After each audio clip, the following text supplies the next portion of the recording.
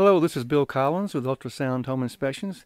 Today I'm inspecting a house that was built in 2005, and I wanted to share with you what a sump pump looks like.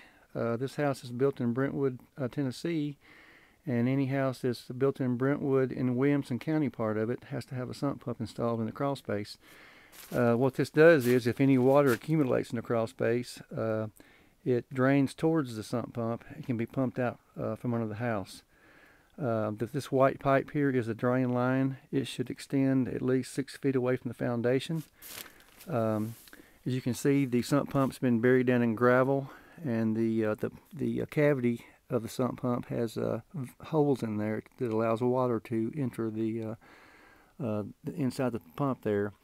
It has a float in there. It's a pedestal type pump.